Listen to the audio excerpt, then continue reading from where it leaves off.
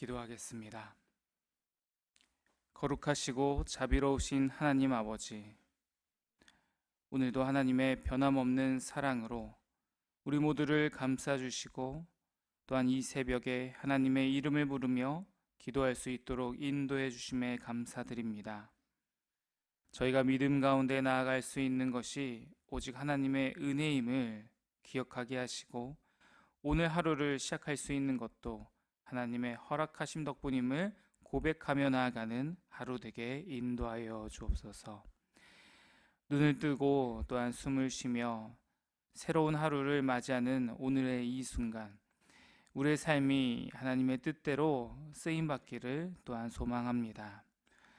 우리에게 주어진 시간을 허비하지 않고 오늘 하루도 하나님께서 기뻐하시는 삶을 살아갈 수 있도록 인도하여 주옵소서. 우리 모두의 발걸음이 하나님의 말씀 위에 굳건히 서게 하여 주옵시고, 우리의 생각과 행동이 하나님의 영광을 드러낼 수 있는 하루 되게 하여 주옵소서. 하나님, 이 나라를 위해 간구합니다. 우리 이 나라 대한민국이 하나님의 뜻 안에서 공의와 사랑이 넘치는 나라가 되게 하여 주옵소서. 정치적으로도 경제적으로도 사회적으로도 혼란스러운 상황 속에서 하나님의 통치하심이 이 땅 위에 이루어지기를 간절히 기도드립니다. 나라를 이끌어가는 지도자들에게 지혜와 분별력을 허락해 주시고 국민들을 바른 길로 인도할 수 있도록 도와주옵소서. 더 이상 갈등과 분열이 아닌 정말 하나님께서 허락하시는 화합과 협력이 이루어지게 하시고, 진리가 왜곡되지 않도록 하나님께서 친히 이 땅을 다스려 주옵소서. 특별히 경제적인 어려움을 겪고 있는 이들이 있다면 모든 이들에게 소망을 허락해 주시고, 가난한 자와 약한 자들이 하나님의 돌보심을 경험할 수 있도록 도와주옵소서. 특별히 하나님 아버지, 오늘은 106주년을 맞이하는 3.1절입니다. 조국의 독립과 자유를 위해 헌신했던 선열들의 희생을 기억할 수 있도록 우리를 인도하여 주옵소서. 우리 선열들의 용기와 신앙이 오늘을 사는 우리에게도 이어지게 하옵소서.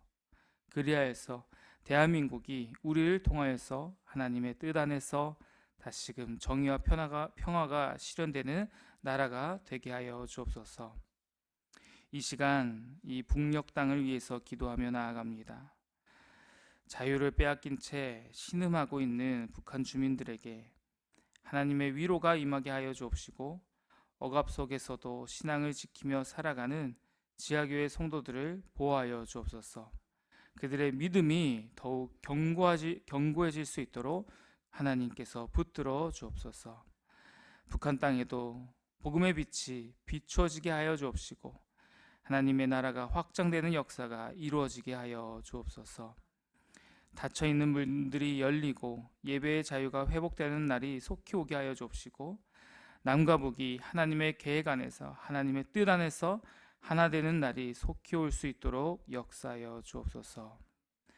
하나님, 우리 영화교회를 위해 기도하며 나아갑니다. 우리 영화교회가 하나님께서 기뻐하시는 교회가 되기 원합니다. 그를 위하여서 사람의 뜻이 아닌 하나님의 뜻대로 움직이는 우리 영화교회가 되게 하여 주옵소서. 특별히 3월부터 다시금 구역 모임이 또한 모든 구역들이 이제 열리고 다시금 모이기 시작합니다. 모임을 통해 성도들이 더욱 친밀하게 교제하고 하나님의 말씀 안에서 하나 되는 시간이 되게 하여 주옵소서. 구역을 섬기는 우리 구역장님들 또한 권찰들에게 지혜와 사랑을 더하여 주옵시고, 모든 성도들이 서로를 돌보며 함께 신앙이 자라갈 수 있도록 인도하여 주옵소서. 또한 지역사회를 위한 소금과 빛의 사명을 잘 감당하는 우리 영화교회 될 수 있도록 도와주옵시고, 교회가 이웃들에게 하나님의 사랑을 전하는 통로가 되게 하여 주옵소서. 하나님께서 우리에게 사명으로 주신 우리의 새 성전이 세워져 가고 있습니다. 진행되고 있는 지하 3층 작업이 차질 없이 완성될 수 있도록 도와주옵시고, 모든 과정이 하나님의 계획 안에서 이루어지게 하여 주옵소서. 공사 현장에서 일하는 모든 이들의 안전을 지켜주시고, 사고 없이 모든 일정이 순조롭게 진행되도록 보호하여 주옵소서. 또한 새 성전 건축을 앞장서서 담당하는 이들에게 지혜를 허락하여 주옵시고 맡겨진 사명을 끝까지 감당할 수 있는 힘과 능력을 더하여 주옵소서. 무엇보다도 이 성전이 완공될 때에 단순한 건물이 아니라 하나님의 임재가 가득한 거룩한 공간이 되게 하여 주옵소서. 또한 많은 영혼들이 이곳에서 하나님을 만나고 예배하며 변화되는 역사가 일어나게 하옵소서. 복음을 들고 먼 곳에서 하나님의 복음을 전하고 있는 우리 선교사님들을 위해 기도합니다. 우리 선교사님들이 처한 환경 속에서 어려움이 많을지라도 하나님께서 친히 선교사님들의 길을 인도하여 주시고 필요한 모든 것들을 채워 주옵소서. 특별히 이를 위하여서 우리는 늘 기도로 힘쓰게 하여 주옵시고 특별히 위험한 지역에서 사역하는 선교사님들에게 보호의 손길을 더하여 주시고 복음을 전하는 모든 과정 속에서 하나님의 은혜를 경험할 수 있도록 도와주시옵소서.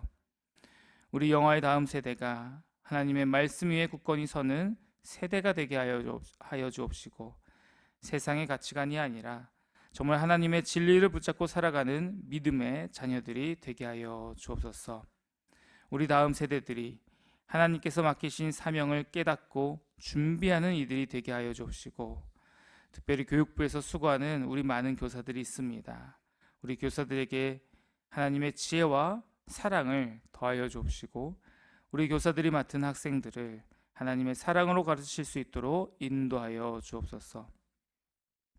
여러 가지 이유로 교회를 떠나 먼 곳에서 생활하는 우리의 성도들을 하나님께서 기억하여 주실 줄로 믿습니다. 그들이 어디에 있든지 하나님의 보호하심과 인도하심을 경험할 수 있도록 도와주시고 믿음을 잃지 않도록 붙들어 주옵소서. 특별히 외국에서 생활하는 성도들이 낯선 환경 속에서도 외롭지 않게 하시고 믿음의 공동체와 연결되어져서 신앙을 계속하여서 잘 지켜나갈 수 있도록 인도하여 주옵소서. 오늘도 하나님의 말씀을 사모하며 주님의 곁으로 나아갑니다. 하나님의 말씀을 우리 심령 가운데 심어주시고 그 말씀 따라 하루를 살아가는 우리 모두 될 수 있도록 인도하여 주옵소서. 이 모든 말씀을 우리 주 예수 그리스도의 이름으로 기도드리옵나이다. 아멘. 오늘 하나님께서 우리에게 주시는 말씀 요한복음 17장 1절에서 8절까지의 말씀입니다. 요한복음 17장 1절에서 8절까지의 말씀을 함께 읽도록 하겠습니다. 예수께서 이 말씀을 하시고 눈을 들어 하늘을 우러러 이르시되 아버지여 때가 이르렀사오니 아들을 영화롭게 하사 아들로 아버지를 영화롭게 하게 하옵소서. 아버지께서 아들에게 주신 모든 사람에게 영생을 주게 하시려고 만민을 다스리는 권세를 아들에게 주셨음이로소이다. 영생은 곧 유일하신 참 하나님과 그가 보내신 자 예수 그리스도를 아는 것이니이다. 아버지께서 내게 하라고 주신 일을 내가 이루어 아버지를 이 세상에서 영화롭게 하였사오니 아버지여 창세전에 내가 아버지와 함께 가졌던 영화로서 지금도 아버지와 함께 나를 영화롭게 하옵소서. 세상 중에서 내게 주신 사람들에게 내가 아버지의 이름을 나타내었나이다. 그들은 아버지의 것이었는데 내게 주셨으며 그들은 아버지의 말씀을 지키었나이다. 지금 그들은 아버지께서 내게 주신 것이 다 아버지로부터 온 것인 줄 알았나이다. 나는 아버지께서 내게 주신 말씀들을 그들에게 주었사오며 그들은 이것을 받고 내가 아버지께로부터 나온 줄을 참으로 아오며 아버지께서 나를 보내신 줄도 믿었사옵나이다. 아멘. 성경에는 4가지 복음서가 있다는 걸 다 알고 계실 것입니다. 이 중에 요한복음은 제외하고 나머지 3 복음서를 흔히 공간 복음서라고 합니다. 오늘 요한복음을 보기 이전에 공간 복음서를 보면 예수님께서는 잡히시기 전에 겟세마네, 또한 누가복음에서는 감람산이라고 표현된 곳에 오르셔서 홀로 기도하셨다는 것을 많이들 알고 계실 것입니다. 그 기도의 내용이 이러하지요. 마태복음 26장 39절의 말씀입니다.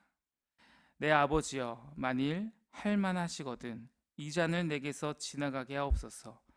그러나 나의 원대로 마시옵고 아버지의 원대로 하옵소서. 아멘. 공간복음서에서는 성큼 다가온 십자가의 때에 예수님께서는 이렇게 기도하시는 것이죠.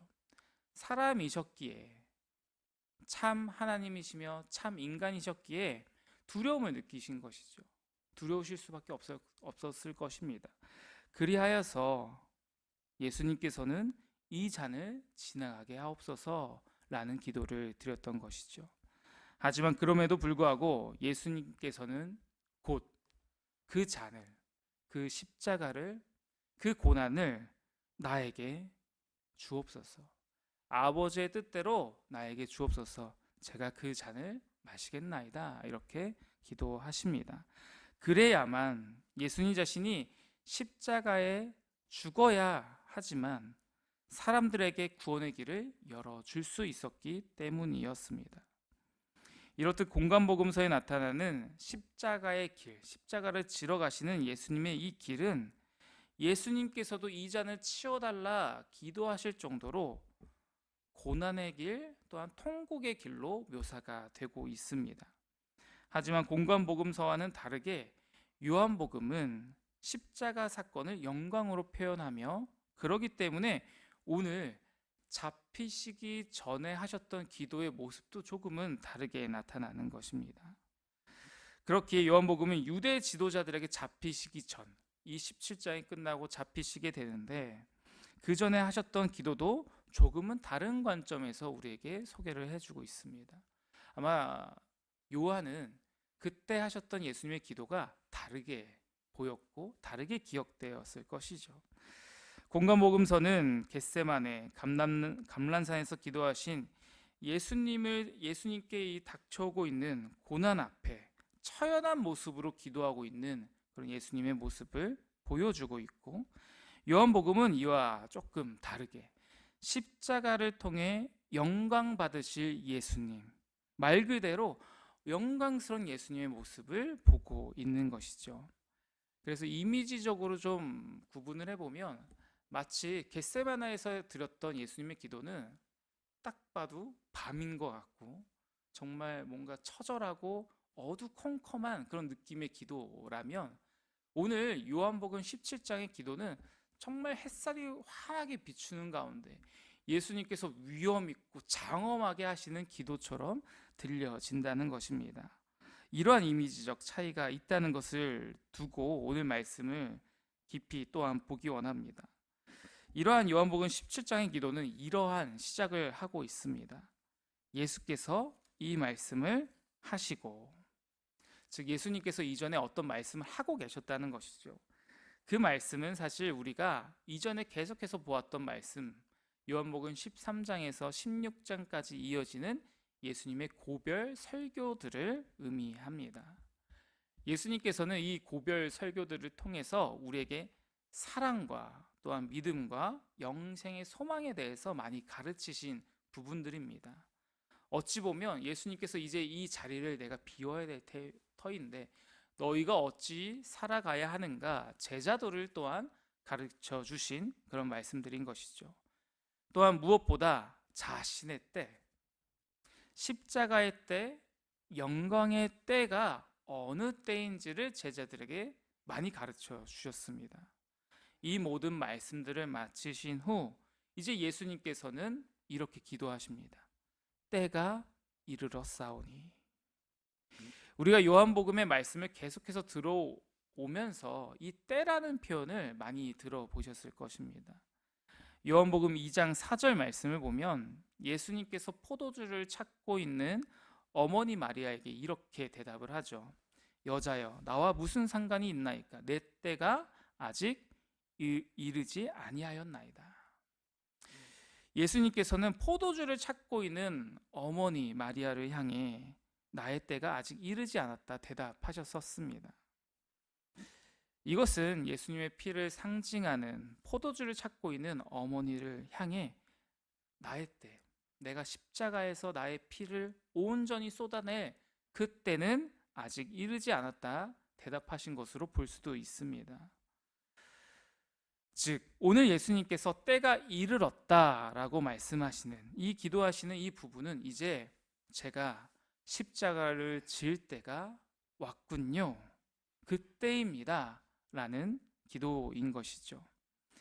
그리고 이 십자가의 시간을 예수님은 고난과 고통의 순간으로 고백하지 아니하시고 자신이 영화롭게 될, 또한 나를 보내신 아버지가 나를 통하여서, 나의 순종을 통하여서 영화롭게 될 시간임을 고백하며 나아가십니다. 어찌 십자가가 영광이 될 수 있겠습니까? 그 이유가 바로 2절 말씀에 나오는 것입니다. 아버지께서 아들에게 주신 모든 사람에게 영생을 주게 하시려고 만민을 다스리는 권세를 아들에게 주셨음이로소이다. 예수님은 십자가를 통해서만 하나님께서 자신에게 주신 모든 사람들, 그 모든 사람에게 영생을, 즉 구원을 가져다 줄 수 있음을 알고 계십니다. 그렇기에 고통스러운 십자가의 순간입니다. 어찌 십자가가 고통스럽지 아니할 수 있겠습니까? 엄청난 고통이 몰려오는, 걱정되는 그런 순간이었겠지만 그 고통을 넘어서는 기쁨과 감사와 또한 영광이 십자가에 있음을 고백할 수 있으신 것입니다. 또한 그 십자가를 통해 드러나는 예수님의 영광, 하나님의 영광은 근본적으로 사랑에 기반하고 있음을 우리는 알 수 있습니다. 우리를 향한 예수 그리스도의 사랑, 또한 자신의 아들을 보내시면서까지도 우리를 살리고자 하시는 그 하나님의 사랑, 그 사랑이 하나님을, 또한 예수님을 영광스럽게 하는 것이죠. 이어지는 3절 말씀은 그렇다면 영생이란 무엇인가, 그 영생을 주시려고 우리를 위하여 십자가를 지신다고 하시는데 그 영생은 무엇인가, 이러한 궁금증을 가질 수 있는 우리에게 예수님은 곧바로 명확한 답을 우리에게 알려주십니다. 영생은 곧 유일하신 참 하나님과 그가 보내신 자 예수 그리스도를 아는 것이니이다. 영생이 참 하나님과 예수님을 아는 것이라고 말씀하십니다. 우리가 단순히 영원히 사는 것을 뛰어넘는 말씀이시죠. 여기서 그리스도를 아는 것이니이다, 하나님을 아는 것, 그리스도를 아는 것, 이 알미란 우리가 단순히 딱 느껴지기에도 지식적인 알만을 말하는 것이 아님을 알 수 있습니다. 우리가 흔히 이러한 용어를 좀 간혹 사용하지 않습니까? 나 그 사람 알아. 나 알아. 내가 얘기해 볼게. 이러한 표현을 간혹 하지 않습니까? 여기서 안다는 게 어떤 의미입니까? 내가 그 사람에 대한 정보를 안다는 것을 뛰어넘죠. 내가 그 사람과 좀 이렇게 어떤 일도 해봤어. 그 사람을 경험해봤어. 그 사람을 잘 알고 있으니 내가 그 사람에게 말해볼게. 이러한 이야기이죠. 즉 관계적인 알미라는 것입니다. 그 사람과 교류했던 적이 있기 때문에 내가 그 사람을 알고 있다 말할 수 있는 것이죠. 그렇기에 예수님께서 말씀하신 영생은 하나님과 예수님이 나를 사랑하셔서 이루신 이 구원 사역을 받아들이고 하나님과 예수님을 믿고 사귐의 관계에 들어가는 것을 의미합니다. 나 하나님 알고 있어요. 나 하나님 알고 있습니다. 예수님 알고 있습니다. 이러한 관계성을 갖게 된다는 의미입니다. 때문에 영생이란 단순히 영원히 사는 것, 이것을 넘어서 하나님과 예수 그리스도와 친밀한 관계를 맺는 것을 의미하게 됩니다. 이어지는 4절과 5절 말씀에서 다시금 예수님께서는 이 십자가의 길이 하나님이 나에게 맡기신 일이며 자신이 그 일을 이루어 하나님을 이 세상에서 영화롭게 하겠다고 기도하십니다. 그리고 6절 말씀에서 예수님께서는 하나님께서 자신에게 주신 자들에게, 사람들에게 하나님의 이름을 나타내었고 그들이 하나님의 말씀을 아버지의 말씀을 지키었다고 고백하십니다. 이 고백은 예수님께서 이 땅에서 하신 사역 전반을 사실 이렇게 갈무리하시는 말씀이었습니다. 그러한 기도였죠. 그래서 어찌 보면 예수님의 선교 사역 보고처럼 들리는 그러한 기도이기도 합니다. 하나님, 제가 하나님의 뜻대로 이 땅에 와서 정말 수많은 자들 하나님의 말씀대로 그들이 하나님의 말씀을 지킬 수 있도록 인도하였습니다 라고 기도하시는 것이죠. 예수님은 자신에게 맡겨진 이 지상에서의 사역을 완성하셨고, 그 결과로 예수님께 맡겨진 제자들은 이제 하나님의 말씀을 지키는 자들이 될 수 있었습니다. 게다가 7절에서 보면 제자들은 이제야 예수님과 하나님과의 관계를 조금씩 깨닫고 있죠.